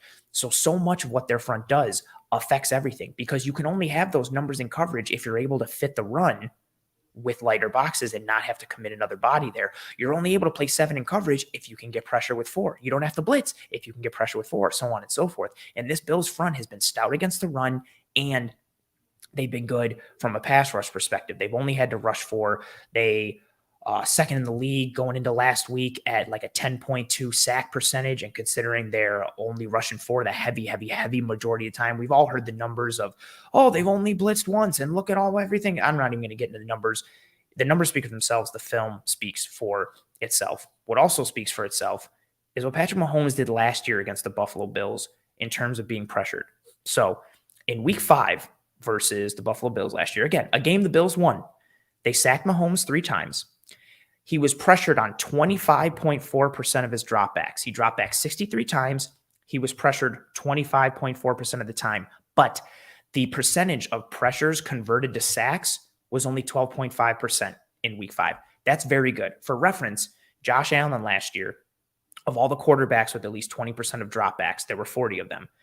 Josh Allen had the lowest pressures converted to sacks at 10.6%. So that's a very good number living around there, right? And Mahomes in that week 5, again, win for the Bills, pressures converted to sacks 12.5%. Let's go to the playoff game, which the Buffalo Bills lost thanks to some time related to the number 13 that you so kindly reminded us earlier of. Playoffs, 2 sacks for the Buffalo Bills. But here's the kicker. They pressured Mahomes on 39.6% of snaps. They pressured him almost 4 out of every 10 dropbacks, and he dropped back to pass 53 times. So that's like, it's not like it's just a volume, that's an efficiency part, right? Like that's an individual percentage. They pressured him almost 40% of the time, 39.6%. The pressures converted to sacks, 9.5%, which is phenomenal. That speaks to Patrick Mahomes navigating the pocket, that manipulation. It's something Bills fans talked about all offseason. It's something Brandon Beane and Sean McDermott talked about. That is the impetus for going out and getting Von Miller. You literally go get Von Miller to push you towards a championship. And in specifics, you get Von Miller to get home against teams in general, but against the team that you could not get past in the playoffs, which is the Kansas City Chiefs and Patrick Mahomes. You go out and you get that guy in Von Miller who can play ISO ball and get you a bucket at any time in the game. You clear out the paint, you let him work one-on-one, and you go and get points. That's what he was brought in for. And also to create one-on-one opportunities for the other guys that you've brought in to revamp and reinforce this group. You draft Greg Rousseau and Ed Oliver and AJ Epinesa and Boogie Basham to compress the pocket and impact quarterbacks, to get pressure and get home. Again, not to mention all the other defensive line revamping they did this offseason with Daquan Jones and Tim Settle and Jordan Phillips and Shaq Lawson. They completely revamped this group, all to impact how they fit the run and also get home and get to this quarterback. And all of it, again, tying into having the numbers advantage in coverage. Being able to rush 4 and drop 7 means no matter what, you always have the math advantage in coverage. You always have that. Because even if you're just going minimal on offense, right? 5 offensive linemen plus the quarterback, that's 6. 11 minus 6 means you can only get 5 into the route distribution. 7 is greater than 5. Hashtag math. That's an advantage for the Bills, and that's part of what's helped them be able to disguise coverage, like the name of the show. That's why they can live and play games and change the pre to post snap picture and do all these things, because they have that coverage advantage, because they have numbers in coverage. And that is only due to being able to get home up front. They've done it so far to start this year, but they haven't been able to do it successfully against Patrick Mahomes. Again, those numbers are nuts. Even just in the win, again, in week 5, he was pressured over a quarter of his dropbacks, and the pressure converted to sacks was only 12.5%. And then again in the playoffs, to be pressured on 40% of your dropbacks and only be sacked 9.5% out of that 40, that's unreal. And if anybody thinks to a Bills fan, Chiefs fan, you can easily just think back. How many times would you see somebody come clean? Mahomes escapes, breaks contain, creates an explosive. And that's so much of what this new age of quarterback can do. Patrick Mahomes, Josh Allen, Justin Herbert, Lamar Jackson, Aaron Rodgers was kind of the original piece when he started doing it. You've got these more mobile quarterbacks who, when they break contain, yes, they can scramble and hurt you with their legs, but they can also break contain and create explosives with their arm when they break contain. Mahomes has done it both ways to the Bills. He'll scramble for 25, and then he'll break contain and chuck one for about 35. The Bills could not get home in either game, especially in that playoff game. They revamped this defensive line to be able to impact the quarterback across the entire NFL, but especially the Kansas City Chiefs, to get to Patrick Mahomes, get home, take him down, and also fit the run and be able to impact this game. So can the Bills, get home against Patrick Mahomes? And by extension, to your point, how do they fit everything against this offensive line in general? I think, to exactly your point, I hate to really narrow it down to just this one thing, but I really think that's what decides the game. Like Bills D-line versus Chiefs O-line in terms of the run and the pass and what it does to Mahomes, I think that's the number one thing. And I think that's kind of makes sense given the fact that we both of our number ones kind of tied to that. Came down to the same thing. Yeah. And that's what it is. For me, it's, if either unit is dominant, then I think that kind of ends the game. If it's close enough to, even, then we're back into all the other points. Like that's kind of why I had to put it at 1. If this can come out as even, then we get back to everything else. But if the Bills can pressure Mahomes at 25%, 34%, whatever, and convert some to sacks, it's over. Like he will not be able to get pressured that much, especially if they can finish some of the sacks here and live. They also can't come out. And I know they want to rush 4 and, play a lot of coverage, but if you're only going to pressure him on, 15% of the things, and he's going to sit back there with all this time and the freedom to move, it's probably going to be game over that way too. And so that's the key matchup. And Allen's this way, Herbert, all these quarterbacks you mentioned. The thing about this is you can't have one guy get pressure on Patrick Mahomes. A blindside sack's going to bring down any quarterback, but one guy that gets pressure that he can see or feel, which he's very good at, he is going to move away from it. And him and some of these other new quarterbacks, the way that they can move in any direction and still throw the ball accurately from there. You don't have to move on a set path. You don't have to roll backwards from where you are and to your right to make the throw. You don't have to run with your shoulders squared to the line of scrimmage. When only one guy gets a pressure, you're almost doing the Chiefs or the Bills a favor, because now you get into scramble rules. And now all of a sudden your defensive rules don't really matter as much. Now all of a sudden you just have receivers that practice with this quarterback every day, just doing what they've been repping day in and day out versus, having a defense playing a specific coverage. Like if one guy forces a flush out of a pocket and he's just able to run, that's almost free money for him because he can throw the ball. I mean, everyone's kind of seen these plays. Like he throws the ball from the stupidest angles I've ever seen. Like, I don't know how a body works that way. And all these quarterbacks do it too. Like I'm not trying to diminish or just talk Mahomes only here, but like he seems to be under pressure a fair amount this year, but then he does that stuff. So if they can't get multiple guys on him, and I think the Bills have done a great job building out a full defensive line, not just adding Von Miller and saying, all right, we're good to go. They built a stable of guys. Multiple guys get pressure. That's kind of how you collapse down on them, and you get yourself a win. I don't know if you got anything else, but I have one final question. It's not scheme related at all for you. No, sure. Bring it up. The Bills win this game, right? Whatever score you want. Do you feel more confident going into if they play again in the playoffs based on whatever the outcome of this game is? No. Bills win. Just because based on what last year, right? Like the Bills pretty much kicked the Chiefs' ass up and down the field in the regular season. Sorry if I'm not allowed to curse here. I do not know. No, you do. But then you get to the playoffs and we have that game. It was a close game, but we have that game that we did. So like, is there anything that can happen in this game that makes you feel significantly more confident as of right now when they likely play again in the playoffs? If they win in a way that points towards a lot of sustainability, like if they are, and because even last year, right, in that game, so 38-20 Bills in the regular season, there were some turnovers that were self-inflicted by the Chiefs. There was Mahomes missing some throws to guys that were wide open. So yes, the Bills won, but I didn't think they won in a way with their defense that made you think like they got the answer. They're good. There was a lot of self-inflicted wounds for the Chiefs in that game. If the Bills can win in this game, and it isn't just because of puck luck with, bounces and deflections and interceptions, but they are consistently compressing the pocket. If they are winning on third down, honestly, like this has always been something that sticks with me. Good defenses like just seem to force punts. They just get stops. Like they're not heavily relying on turnovers or just pure explosives. Like they just force you to punt, whether it's because they're getting sacks, tackles for losses, or coverage. Like they're just stopping you over and over, and they're just stopping you. So there are some sustainable pieces from the Bills defense perspective that will make me feel good. But honestly, like they could come out and beat the Chiefs 41-3. I'm still going to go into the playoff game thinking, okay, you beat the Chiefs in the regular season. Now they get to answer, they get to adjust, and you still have to go into the playoffs against one of the best offensive minds in football in Andy Reid, one of the best defensive minds in football in Steve Spagnuolo, a team that has a lot of star caliber on both sides of the ball, the best quarterback in the game, and arguably the best player in the NFL in Patrick Mahomes, arguably one of, if not the best weapons in all of football in Travis Kelce. Like there's just a lot of variables that are too much for me to like stay confident. I obviously prefer the Bills to win this game, but I am not of the mind like this doesn't exercise any demons. This doesn't mean the Bills are like pushed further into my Super Bowl favorite. You still got to beat them when it counts. And also because even look what happened last year. The Bills beat the Chiefs in week 5. That gave them a 2-game lead on the Chiefs in the AFC, and they still had to go and play Kansas City in Kansas City come playoff time.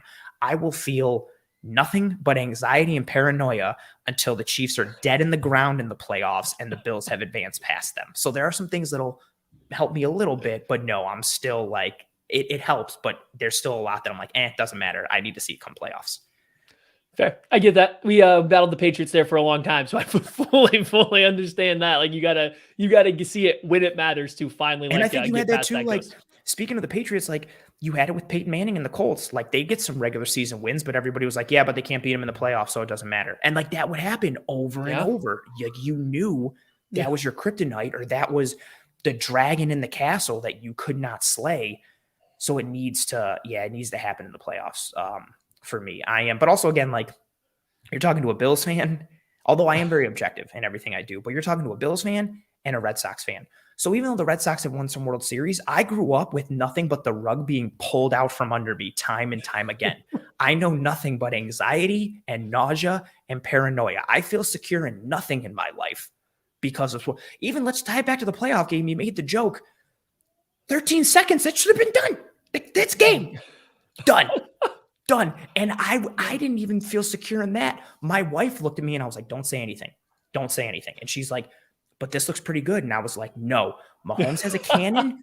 They have a good kicker. You never know what can happen. Like, but in the back of my mind, I was still like, mean, what can they really do in 13 seconds? So I will feel secure in nothing until the Chiefs are dead and in the ground. But that's just me. I'm a very paranoid person.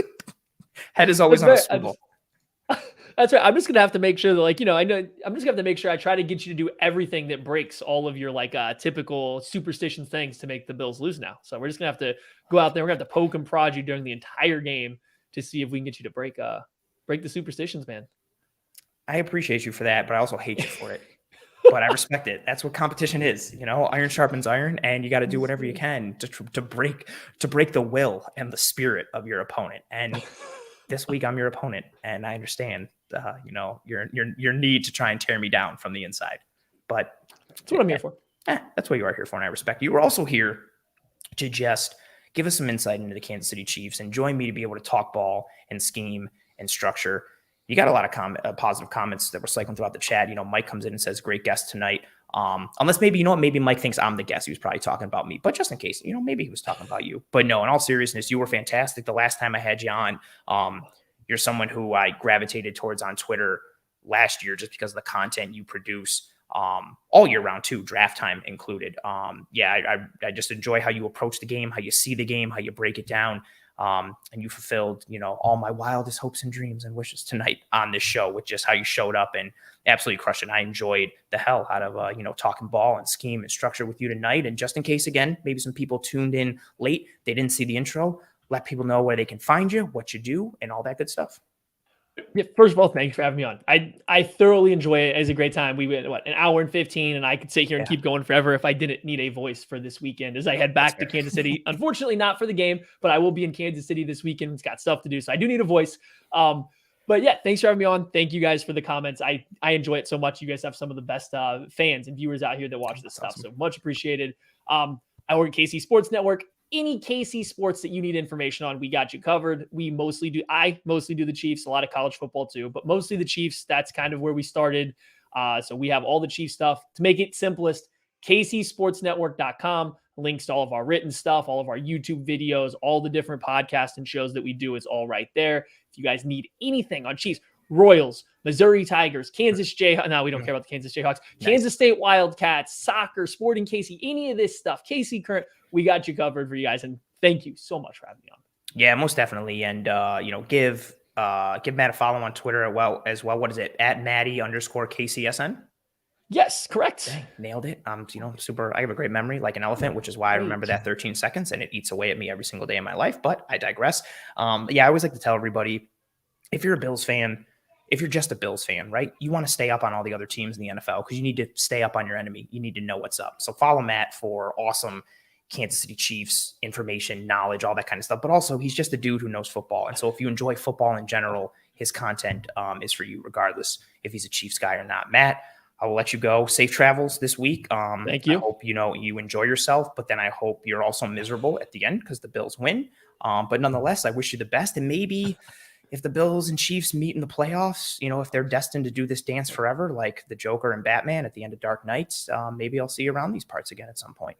Well, let's make it happen for sure, because I'm sure it's coming in January again. I'm positive of it. So. I feel it in my stomach, and I hate it, but we'll see. Right. Yeah, safe travels, man. Enjoy. Thank you again for coming on. You crushed it. Thank you. You guys have a good one. Later, man. Fantastic guest. I also appreciate you guys and girls also being very generous and giving him some kind words, because he, again, like I mentioned, was absolutely fantastic. And now we're going to shift to, that's funny, by Zach. Truly disguised coverage and as the guest. Appreciate the stop by Matt. Yeah, he was awesome. I also appreciate whoever shouted out earlier. Yeah, got a little pumpkin, a little jack-o'-lantern action on top of the tree. It also lights up, but I forgot to turn it on before we went live. But you'll see it. You saw it on the film room last night. Saw a lot of pieces with the tree. The tree's crushing it. Ooh, I like this comment here saying KC Sports Network trip to Buffalo in January. That's right. Maybe, hopefully they have to come up here if the Bills have home field advantage. Awesome, Steven. I'm glad you really enjoyed Matt. Yeah, Matt and his whole crew at KCSN, they genuinely do like really good work. I love this coming from Chris. Smart guy, very nice, but the Chiefs need to lose. 1,000% agreed. Oh, yeah, very kind. I'm liking this. All the positive engagement for the guest. Yeah, he's somebody who like not even show related. Like I could just talk ball with him. Like he knows scheme, he knows structure, he understands the numbers and the metrics. He's not married to either one. He puts them together. Again, anybody who watches actual game tape and watches film and studies ball and can talk it and talk scheme and structure, but then can use the numbers and the advanced metrics as clues to guide them in different ways and merge it all. I gravitate towards those kind of people, and Matt is definitely one of them, and his team in general. So Matt is fantastic, as is the whole team there at KCSN. Also, you know what's fantastic? As we start to switch over here to the Bills stock up, stock down segment of the show, it's time to mention the sponsor, One Pie Pizza. Oh, I got it right. I pointed right. I did it. I'm sorry. For those who don't know, I always guess wrong. I'll go this way, and I nailed it directly. Oh, man, I'm going to clip this and promo the hell out of it. Sorry if that excitement scared anyone or seems kind of corny. I never get that right. One Pie Pizza, proud sponsor of Disguise Coverage and proud partner here at Disguise Coverage. You can find the online menu in the episode show notes, whether here on YouTube or on any one of the podcasting apps or platforms. Delicious sweet sauce pie, cup and char pepperoni, great cheese to sauce ratio, homemade blue cheese. They have really great desserts, side dishes, and they're also good people on top of it. They do a lot of initiatives and drives for the community. They're good people making good food. Again, check the online menu found here in the episode show notes. Get yourself some One Pie Pizza. Football season is pizza season, but really any season is pizza season. I love pizza. That's why I partner with them. They make an amazing product. Go and get yourself some One Pie Pizza as soon as possible. Also, while you're here, we got a ton of guests still riding in here. I know it's corny to shout them out and ask for them, but drop a like here on this video if you would be so inclined. Likes are the lifeblood of live streams. They help with the algorithms and help the videos to track and trend in front of more eyes and ears. So if you're enjoying this content, please drop a like here on this video. Help it to gain more exposure for myself and the entire brand. You know, we're trying to grow this thing as efficiently and as massively as possible, and ride this until the wheels fall off. And that's where we're going. And I got to stop right now on that note. Let's get some more likes, please. And thank you. Greatly appreciate you folks.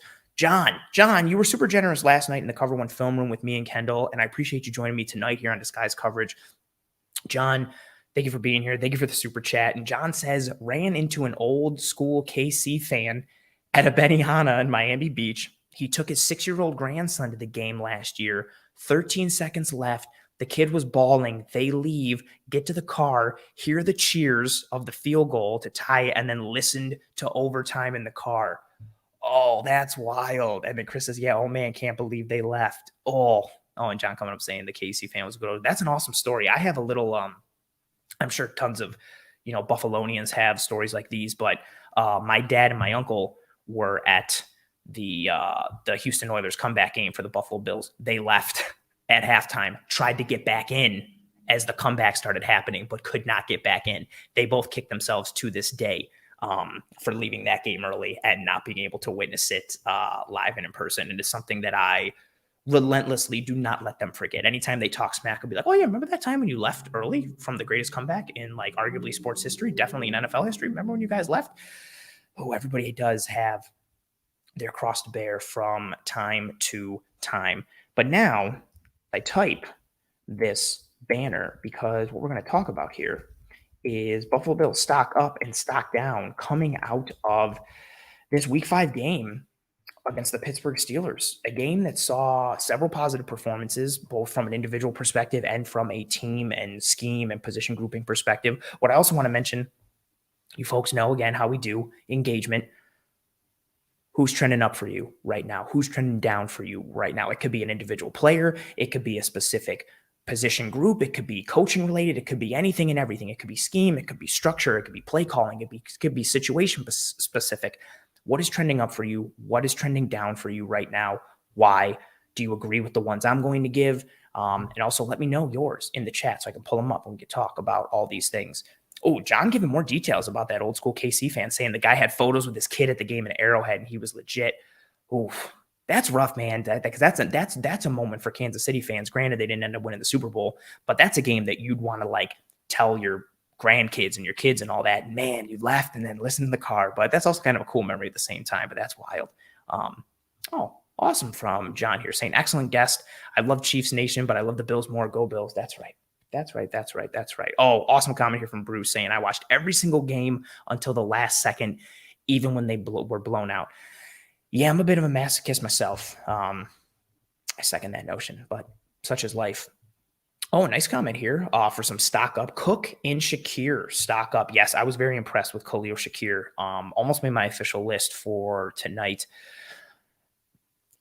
You have the injuries to Crowder and McKenzie. Davis is just starting to come back healthy. Dawson Knox was out for this game. And I think there were a lot of questions just from the overall health and potential performance piece of the weapons for the Buffalo Bills. And Shakir comes in.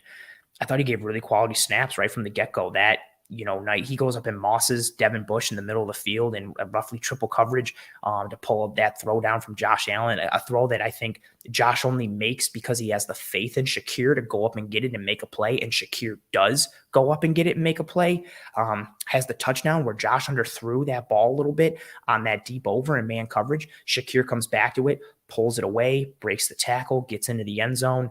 Also had a nice catch and run later in the game. Also had a drop as well. But Shakir's stock is up for me. It has been really since training camp and since this offseason. I love the draft pick. I'm very high on Khalil Shakir, and he looked good in kind of like his first official start for the Buffalo Bills. And then James Cook, yeah, really nice, good run at the end. A run that I think he ID'd the defensive front early when he even got the ball, made that cut back to the D-gap bubble almost immediately and instinctually, and then he gets one-on-one at the second level, kind of into the third level against Minka Fitzpatrick. Doesn't even really have to put his foot in the ground too hard, just uses that speed and burst, changes the angle, and houses it.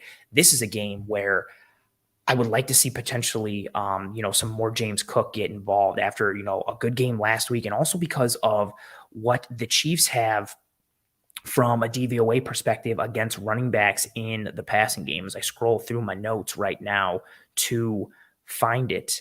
The Chiefs they give about 70 yards per game to running backs in the passing game, and they're the lowest ranked DVOA team against running backs from the passing perspective. And I just think that piece, right? You've got what Devin Singletary has done in the run game to a degree, but also what he's done in the passing game. And then you've got what James Cook potentially could be in the passing games. I finally find it in my notes here. The Chiefs defense is 25th in DVOA versus running backs in the pass, and they give up an average of 70.2 yards per game through the air to running backs, which is the most in the NFL. So I flipped the numbers there. So the most yards given up to running backs in the air, and then 25th in DVOA. That's very relevant with how Josh Allen has been more willing to take the checkdowns more this year, and also what James Cook could be potentially in the pass game. So maybe we see a little more James Cook in this game. Oh, awesome comment here. Wyoder5, thank you very much for being here, and thank you for the super chat. Oh, this is awesome. He says, cheers from KC. I've been a Cover One fan for a while. You guys are awesome and always appreciate how classy and hilarious Bills Mafia is. That's awesome. I really appreciate that. I appreciate you, one, just being here in general, and then two, the kind words, and also, the super chat donation. Thank you very much. That warms my heart, man. Sincerely, or girl. That warms my heart. Thank you very much. I appreciate you so much. Let's go through some other of these stock ups. 13 saying play calling stock up. Yeah, I think Dorsey rebounded after having kind of some adjustment woes against Miami and even a little against Baltimore. I thought he came out and called a good game against Pittsburgh. We'll see what happens against, again, like a well-traveled vet and mental assassin like Steve Spagnuolo was. We'll see what happens there. Steve here saying offensive line stock up. They look like they're starting to gel. Yeah, we started to see, even just from like a run perspective, we started to see some more consistency. We saw more gap scheme runs against Pittsburgh. We saw some more success start to build in the run game for the Bills this past game against Pittsburgh. Granted, Pittsburgh's beat up, but still, it's nice to have something positive to start to hang your hat on if you're this Bills offensive line. And the pass protection in general, again, like I mentioned to Matt earlier, I didn't think it'd been bad all year. Even with the game against Miami, you had backups going in, you had injuries, you had heat exhaustion, and also you just had a great game plan from Miami, and they really were able to just take it to this Bills offensive line. But it really wasn't the starting group. I think as these starters continue to play together more and build chemistry is so important on the offensive line. I think this offensive line, provided it stays healthy, knock on wood, I think it will continue to get better week in and week out in both the run and the pass. They just need to stay healthy and continue to put these reps together. Because if you think about it, again, this offensive line doesn't have a lot of reps together this entire offseason. Spencer Brown was banged up. Ryan Bates was banged up at one point. Roger Saffold came into camp late after, suffering an injury in that car accident. And then Morse got banged up during the year a little bit in that Tennessee game. There's been kind of all these ups and downs with this offensive line, and chemistry is so important. They really haven't had the opportunity to build that. And it's a new group playing together. Spencer Brown's only in his second year. Ryan Bates is at right guard. Roger Saffold, this is his first year with the team. So there's all these new variable pieces as is. They really haven't had that opportunity to build the chemistry in terms of their careers, but also within this year because of the injuries and the missed time and so on and so forth. I think this line will get better as the season goes through. Ralph coming in saying stock up with Gabe Davis, given the Kansas City flashbacks of the last game. Elam stock up. I'm torn on Kyrie Elam. I've done a lot on him. I don't think he's been locked down like people are saying. I also don't think he's been bad. I think he's been solid. I think he's been fine. I think his play has been encouraging. I think what you saw happen against Pittsburgh was potentially available there in the previous weeks. You just didn't see it reflected in the numbers because quarterbacks were either missing throws or there were drops or the pressure was getting there. I think some of, how he's getting beat is tied to the scheme, but it's also tied to how he's playing individually within that scheme in terms of how he's reading the route distribution, how much he's bailing in coverage and really protecting over the top. And, also when in bail, letting receivers get into his blind spot and just kind of getting turned a little bit. I think he's been fine. I don't think he's a stock up for me this week. I am very interested to see how he plays against Kansas City. Very, very interested to see that. Oh, I got to stop. We got a super chat again. Thank you very much, Carl, for being here. And thank you very much for the super chat. I appreciate you. Carl says, do they run better behind Bates than behind Saffold? If you're talking like straight running at someone and running behind someone, I think they run better behind Saffold. I think their best runs are gap scheme runs, pin and pulls that involve either Ryan Bates pulling or Mitch Morse pulling. Oh, and then Carl follows up with this comment, says, is it me or do they have better results running to the right? I think they have better runs when they're executing pin and pulls. We saw a very successful run to the left in this game. We saw a couple of successful runs to the right. Any way you slice it, the consistent piece in that was pin and pulls. You had Morse pulling. You had Ryan Bates pulling, even Spencer Brown. You have these very athletic linemen on the right side of your line with Morse at center, Bates at right guard, and Brown at right tackle. Their skill set screams pin and pulls, power, counter, get them on the move, get them in space with their athleticism and how fleet of foot they are. Plus, like I talked about that chemistry piece, zone blocking offenses, because they use double teams on the line of scrimmage and at the point of attack, that takes chemistry, knowing, how to fit that double team and who peels off and climbs to the second level. That takes chemistry. The Bills aren't there with chemistry right now. So I think the best runs for the Bills are pin and pull runs, gap scheme runs where they're pulling Bates, pulling Morse. I think if you're running directly at someone, like say they're just, running duo and they're running, or just like an inside, like a halfback lead or an ISO, I would rather run at Saffold. Like if we're talking no pins, no pulls, no pulling linemen, I'd rather run at Saffold. If we're talking what the best runs are, I don't care if it's right or left. I'm running some kind of run that's either pulling Morse or pulling Bates or pulling Spencer Brown, whether it's a traditional pull or it's a full block, something that gets them moving. Oh, we got a Chiefs fan in here. Hefe KC says, how about those Chiefs? They look good. They're a good football team. So how about them? Very fair. Very, very fair. This is good. Josh Allen stock down.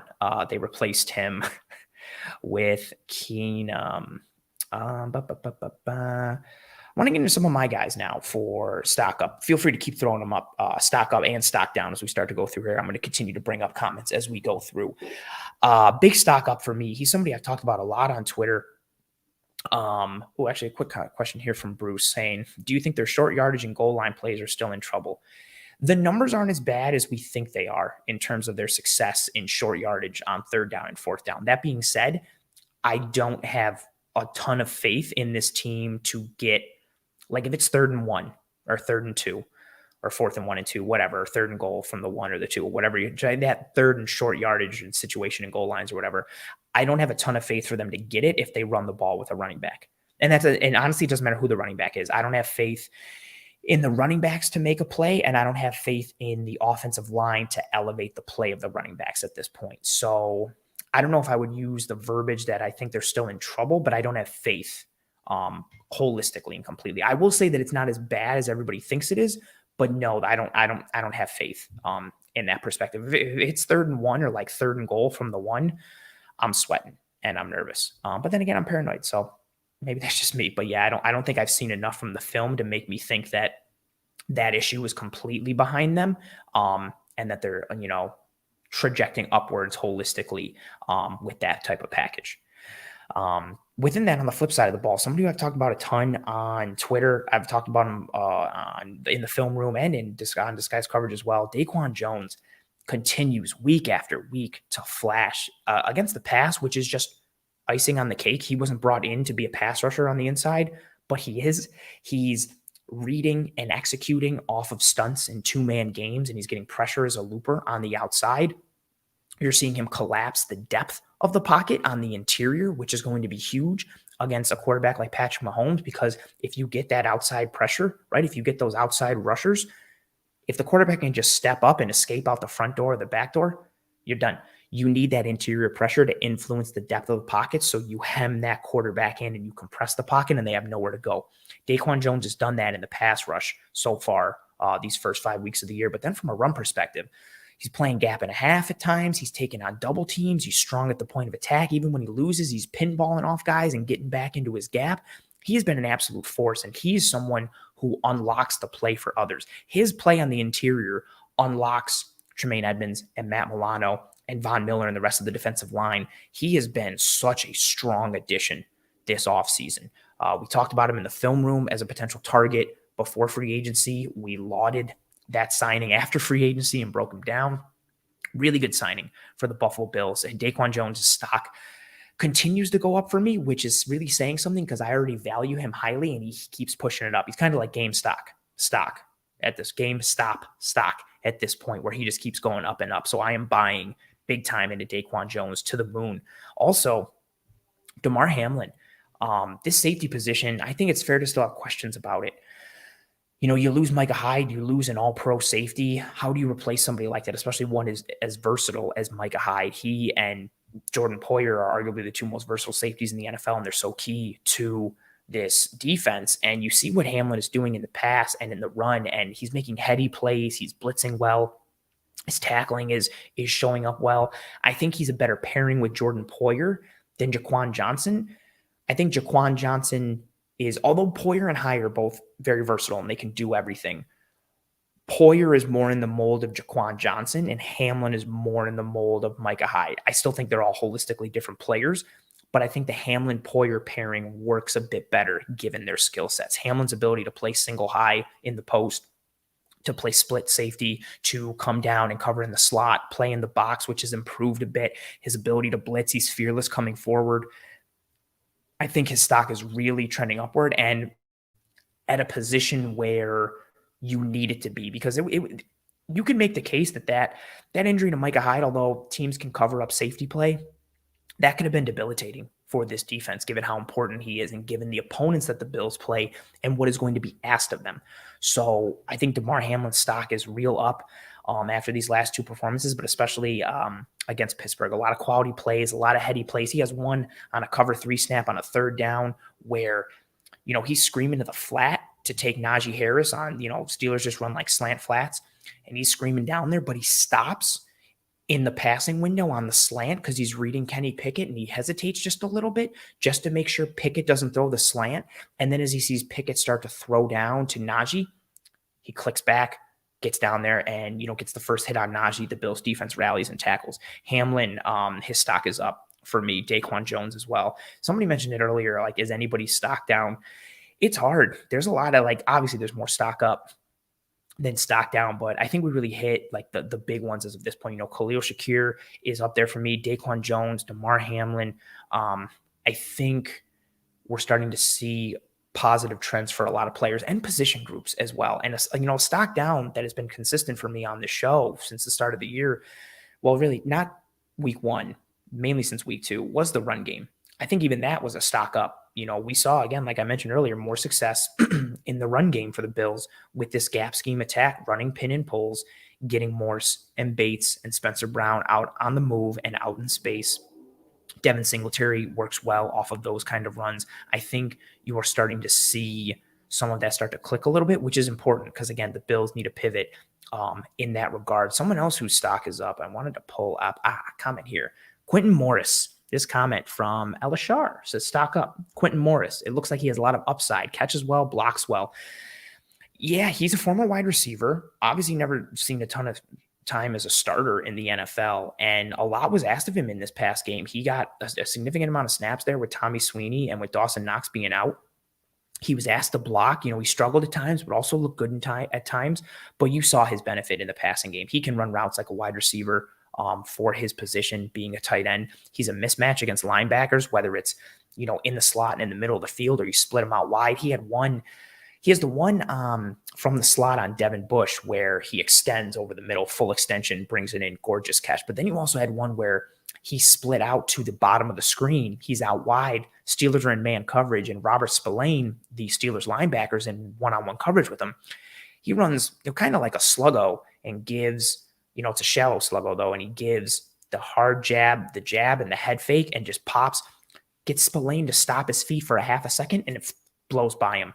It's like it's run from like the Steelers 30-yard line. Allen just underthrows it a little bit and it hits the dirt, but Morris just blows by him, throws his hand up, is wide open. You're starting to see some of that mismatch potential with Quentin Morris, and that's something that, if Knox continues to be banged up, it's helpful. But even if he doesn't, you can run 12 personnel and then go spread, because you've got Dawson Knox and Quentin Morris, who are both capable blockers, but who are also very comfortable living in a wide receiver type of role for this offense. And again, so much of this theme for this offseason for me, I've said this phrasing so much. The Bills have players on offense with Knox and Reggie Gilliam and Gabe Davis and Shakir, now potentially Quentin Morris. You have guys where you can access more of the menu without having to turn the page. More of the menu is now on one page for you. And what I mean by that is, you can get to more plays and designs and schemes and concepts without having to change personnel. You can run an 11 personnel type of play. 11 personnel has 3 wide receivers in it. You can run that type of play with 2 tight ends if your 2 tight ends are Dawson Knox and Quentin Morris. Hell, even sometimes you can get to some of that stuff with Reggie Gilliam. And then you can also leave them on the field and run power or counter. A lot more opens up when you have those chess pieces. Quentin Morris's stock is up as well. Let's go through some of comment here from Adam coming up on the game against the Chiefs. This game comes down to who doesn't make a mistake on offense. Whoever has a bad 3 and out or a bad turnover is going to be the loser. I think that's fair.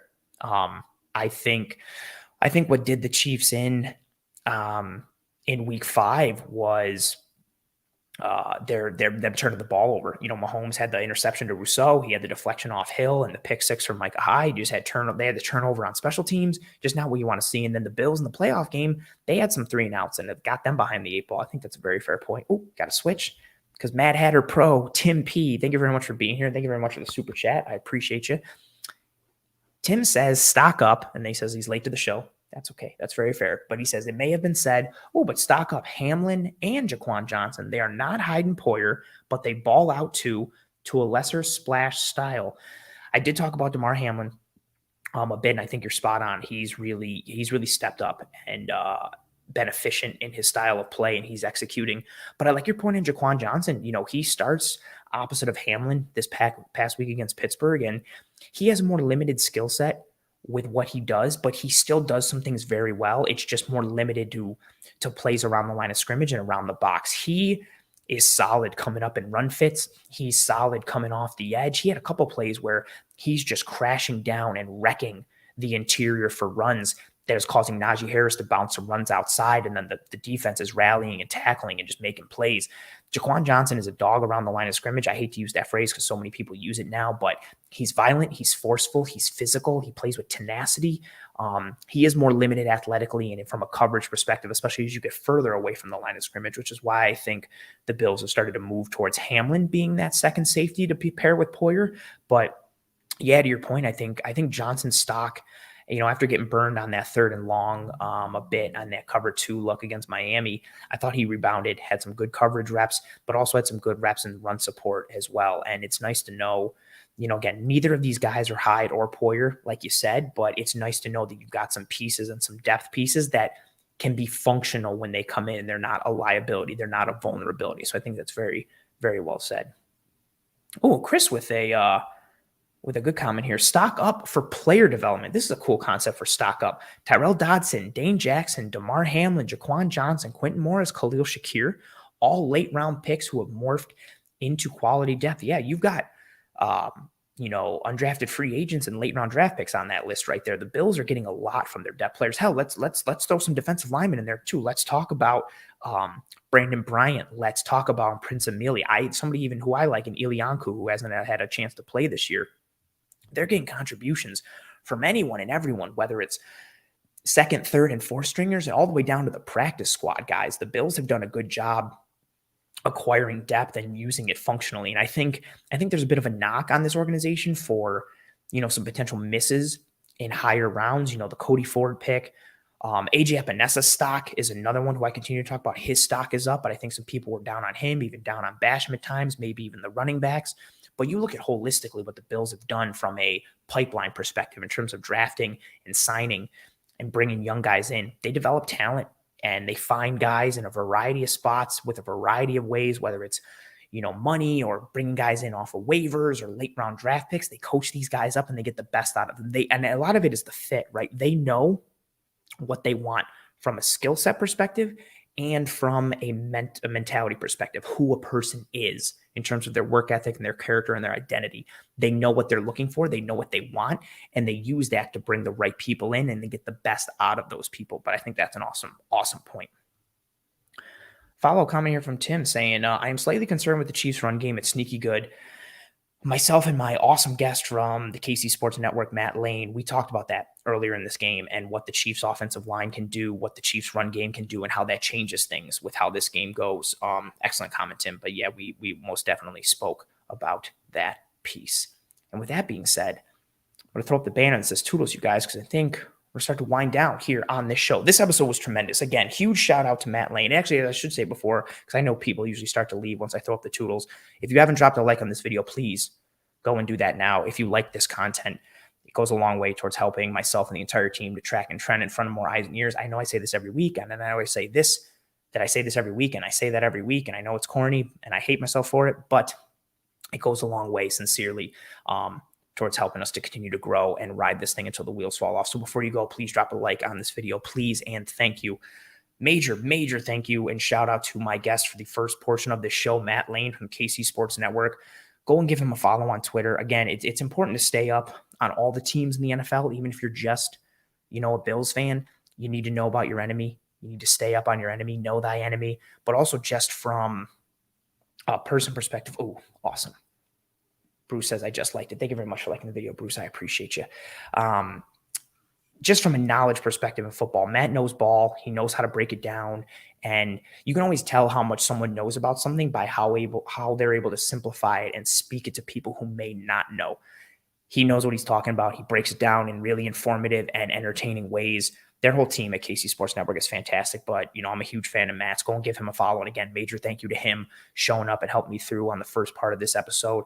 Thank you to everyone who tuned in for this episode live, the engagement, the questions, thoughts, the comments, concerns, the engagement with each other. I saw you guys and girls having conversations with one another while I was speaking with Matt.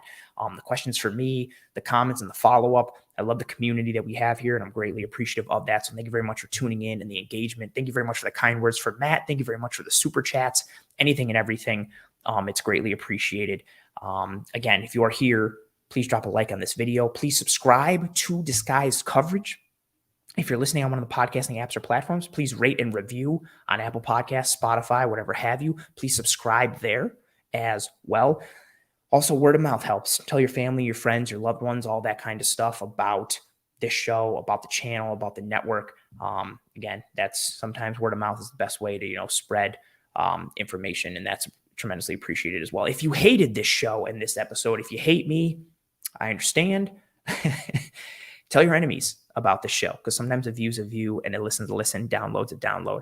I see a lot of awesome, kind words coming through and on the chat. And I don't like pulling up a ton of positive things for myself because I think it's corny and weird. But I see them, I recognize them, and I'm very thankful for them. Thank you guys and girls very much for the kind words and the support in every way, shape, and form that it comes. Get yourself some One Pie Pizza, the best pizza in Buffalo, New York. I hope you and your family and friends and loved ones are all doing well and staying safe. Be kind to one another. Take care of one another. Big weekend. Big weekend for the Buffalo Bills and for the NFL in general. A lot of moving and shaking to be done and a lot of things to sort out. It's going to be an important game. Everybody stay calm, batten down the hatches. It's Chiefs week. Huge game. 4:25 this upcoming Sunday, 4:25 Eastern. Have a good time enjoying it. I will see you next week for another episode of Disguise Coverage. Again, be kind to one another. Take care of one another. I will see you next week. Godspeed. And of course, go Bills.